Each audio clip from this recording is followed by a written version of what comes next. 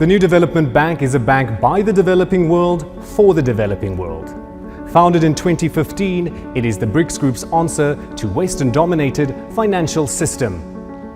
Why is this significant?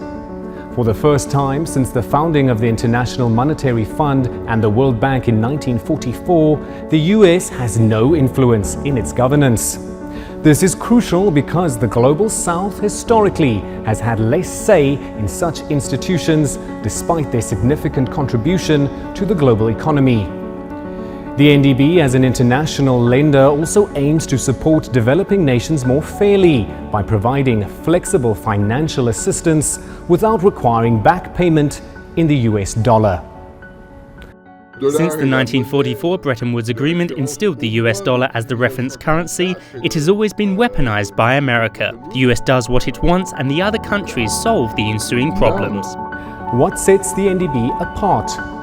First, all founding members share equal voting rights regardless of economic size, thanks to an equivalent subscription of 50 billion US dollars. And more significantly, no single country holds veto power. Second, while the majority of projects are funded in US dollars, approximately 22% of the bank's portfolio is now in local currency.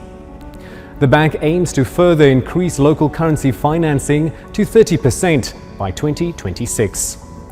Third, the bank prioritizes swift loan approvals within 6 months using the country's evaluation systems. This empowers members to determine lending conditions and establish their own financing for development.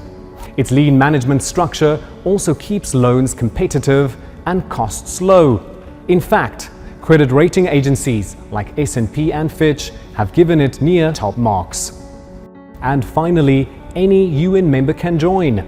Bangladesh, Egypt and the UAE are among its recent members, with Uruguay set to follow.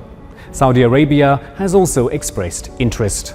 Our gathering must send out a strong message that the world is multipolar, that it is rebalancing, and that old ways cannot address new situations. We are a symbol of change and must act accordingly. The NDB funds energy, infrastructure, sanitation and environmental projects in emerging markets, which makes it a key institution within the BRICS cooperative framework. Currently, it has approved 32.8 billion US dollars for 96 projects in member countries. To put that into perspective, this represents thousands of kilometers of roads, water canals, hundreds of bridges, and tens of thousands of housing units.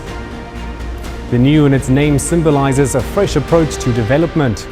40% of the bank's projects focus on climate change, helping member states reduce CO2 emissions and build green power generators.